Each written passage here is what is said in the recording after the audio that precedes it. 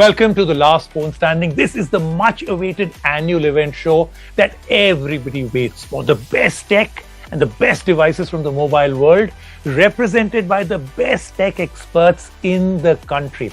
And 2021 has been amazing. We spoke about all of that when we did the show the previous week. We had such incredible presentations and incredible winners, and I think we got it absolutely right. But now, this is the show that absolutely matters, because this time we throw out everything. There's no category, there's no price point. This is the best of the best. Flagship phones, top of the line phones, and at the end of it, only one phone will be the last phone standing.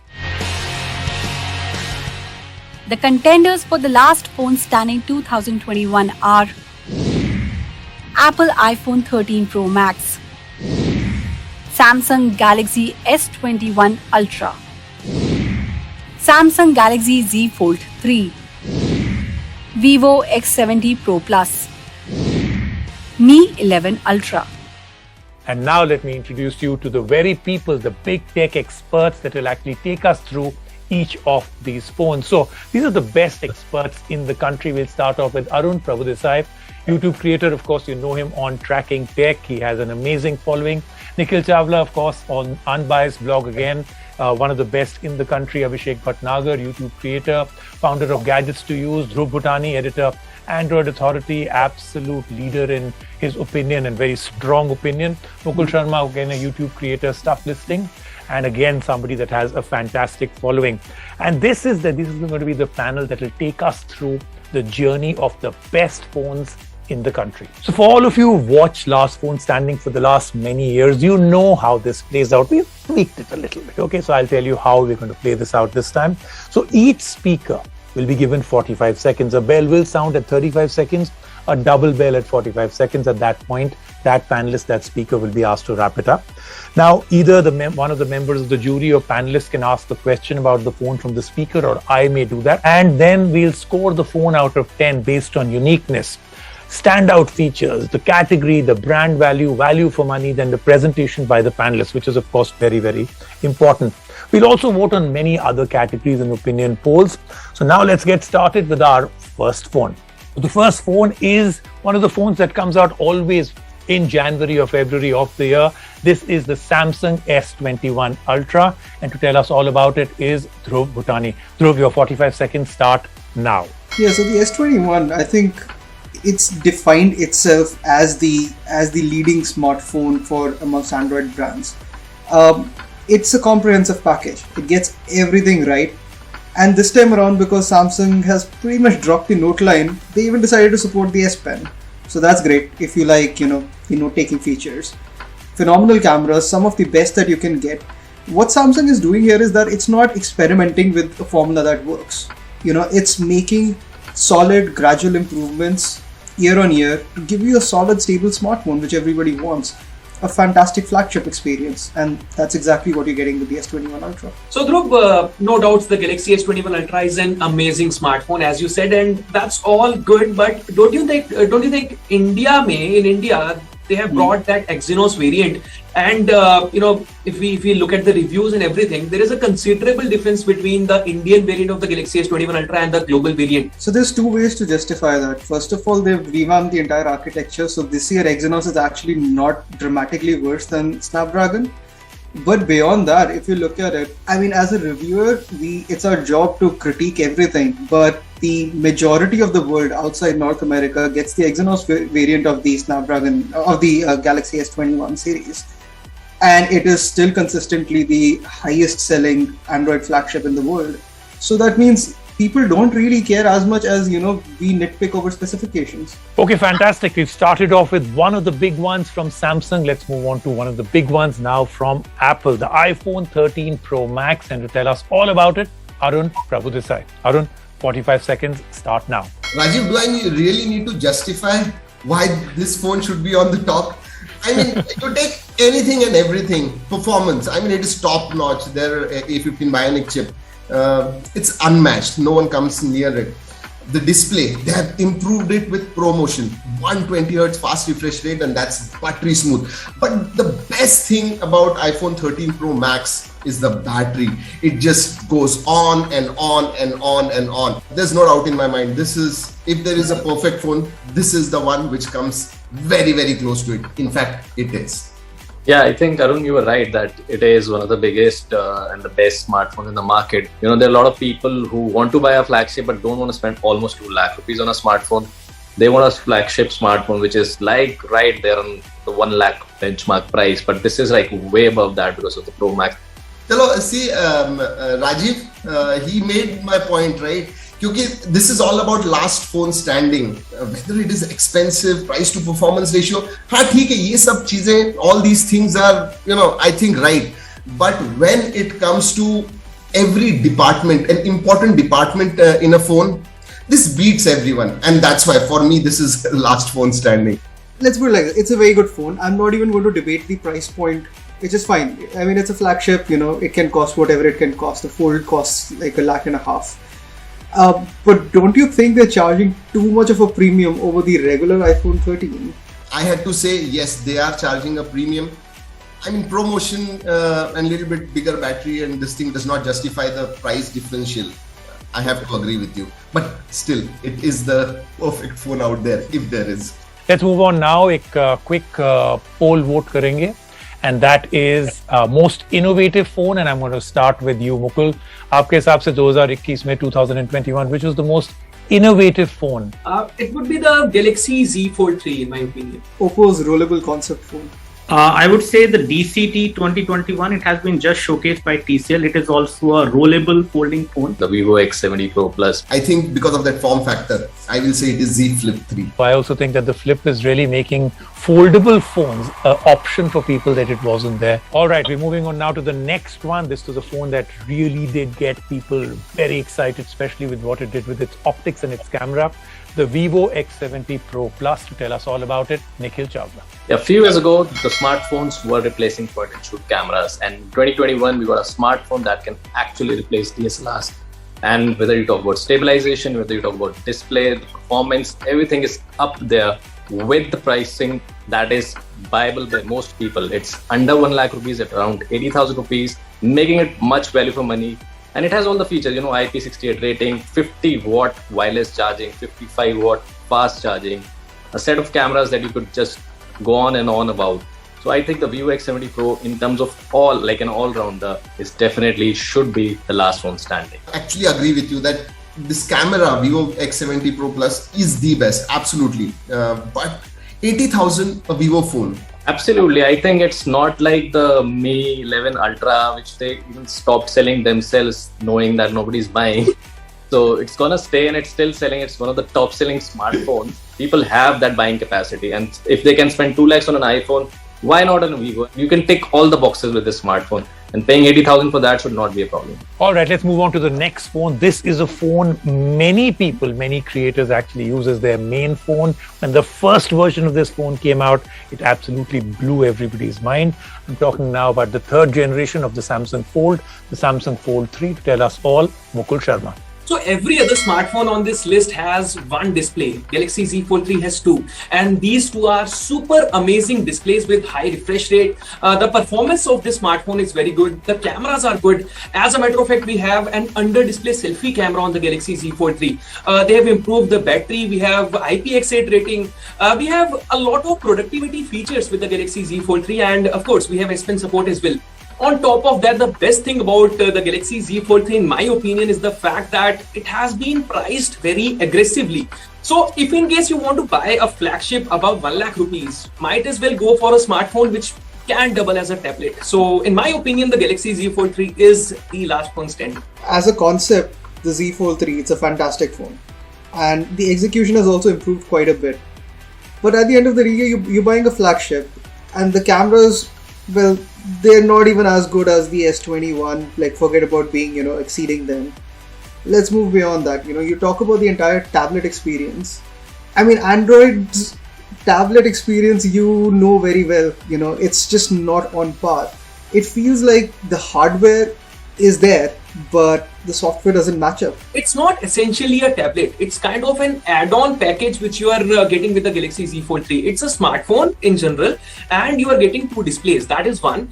Two, the cameras are again not the best out there, like the Vivo X70 Pro Plus or the iPhone 13 Pro Max. But still, most of the people will be more or less happy with the cameras because again, at max, most of the people use these photos for social media and all that. The camera doesn't have to be best because unlike a lot of other smartphones which we discussed, this one does not, focus around one single aspect. So it's a complete package in my opinion. I talked to people who actually bought the phone used. I've met them at the airports. I met them at a lot of places, not reviewers, not people who got it from Samsung, and not people who just bought it for the flaunt value. So the flaunt value is definitely 100 out of 100, but the usability is 50 out of 100. That's what they told me. It was genuine. And they said that, when you want to type with single hand, you can't, because when it's shut, the keyboard is too small to type. It's really bad.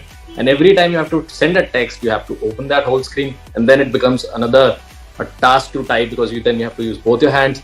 The usability and the kind of user accessibility it should have, it's definitely not there. So if in case you are switching to a foldable, it will take you some time to get used to.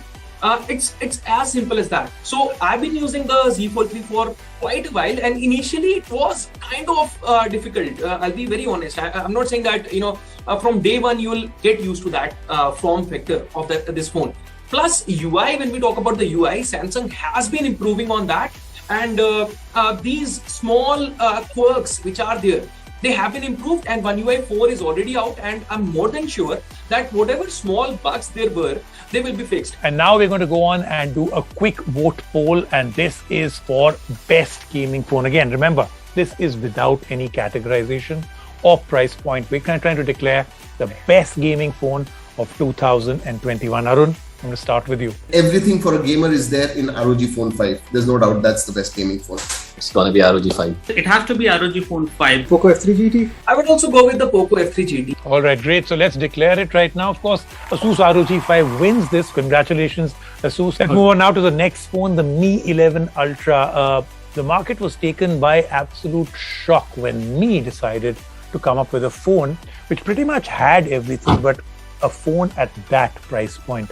Let's find out from Abhishek Bhatnagar why he thinks this is the last phone standing. So as everyone has actually pointed out, this phone is currently not in sale. But I'm going to tell you something which is very different on this phone. When Xiaomi came with this phone, everyone was surprised that, okay, Mi 11 Ultra at this price point, who is going to buy that? The thing is, this phone is a very premium phone. And as we are talking about premium phones, they should be available less in numbers so that less number of people can own it. Let's talk about other features.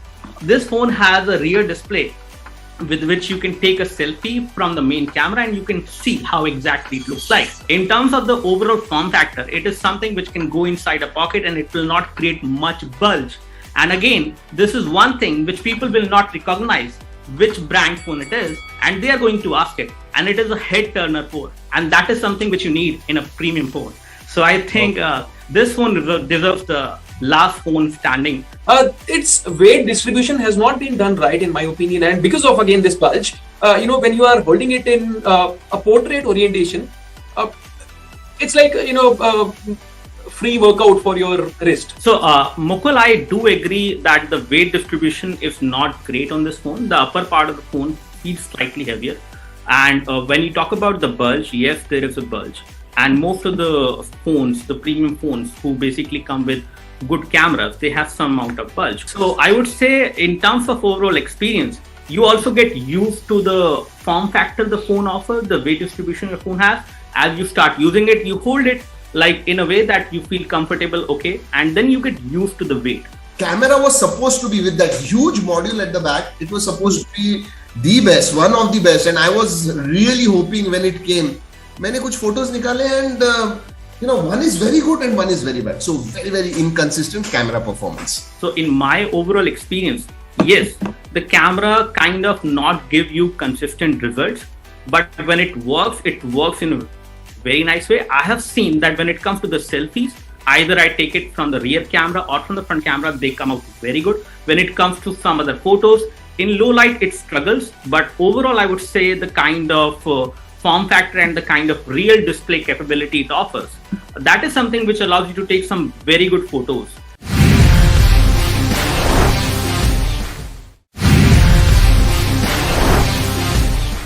Let's take a very quick vote on the best phone under 50,000 rupees. Arun, I'll start with you. ROG Phone 5. ROG Phone 5. OnePlus 9.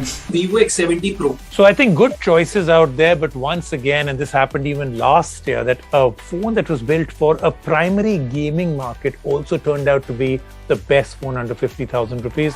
So I think Asus ROG 5, well done again, Asus. You've got this one. What is your biggest disappointment with the phone industry in 2021? More brands coming up with foldable phones and improvement in under display camera. I think LG Mobile shutting down was the biggest disappointment for me. OnePlus merger with Oppo. The inavailability and extreme pricing of Sony phones. For me, it would be the chip shortage. Biggest gimmick feature that continues, or the one that you saw on phones all through 2021? Tertiary and the fourth cameras, the 2 megapixels, macro lens and whatever. 2 megapixel cameras should be shunned by all the smartphone brands. The incessant focus on 5G. I think the under display cameras, it's just a gimmick right now. Phone brand that pleasantly surprised you in 2021? Motorola, boss, the kind of phones they are launching. I think I'll go with Oppo. Completely agree with Arun here. Motorola has done a fantastic job. Biggest innovation in phones to look forward to in 2022? Different form factors, foldables, rollables. The smartphone cameras, they start getting better across the board. I would like to see folding phones coming below or near to 50k price point. Finally getting to use 5G smartphones. I have a big one on my wish list. I hope it comes, and that is battery technology. Which phone are you personally most excited about, which will release in 2022? It will be Z Flip 3. I think maybe the Find N. For me, it is going to be iPhone 14. The next generation of OnePlus, like now that, the commingling has actually happened. I would go with the Realme GT2 Pro. Great choices, everybody. So I think this is very interesting. We've come to know what you thought of 2021 across many categories, what you think will happen in 2022 across many categories. But time now to declare the last phone standing. All right, the results are here. Everybody has voted in. We have our last phone standing. Let me take it in order from the bottom. No real surprise here because, the company did try and do something different, but did not carry forward with the whole strategy. Coming in right at the bottom is the Mi 11 Ultra, but the fact that they still made it to the top 5 itself is a very big thing. The next one is the Vivo X70 Pro Plus, but it is number 3 because number 2 is a tie. So Vivo X70 Pro Plus, and the difference between 3, 2 and 1 is 1 point. So Vivo X70 Pro Plus is number 2, and then we have a tie. We have the Samsung S21 Ultra and the Samsung Fold 3. Both have come in together, which means our last phone standing for the year 2021 is the iPhone 13 Pro Max. So Apple, Samsung, Vivo, Xiaomi, congratulations to all of you. Apple this time takes it, but just by that edge.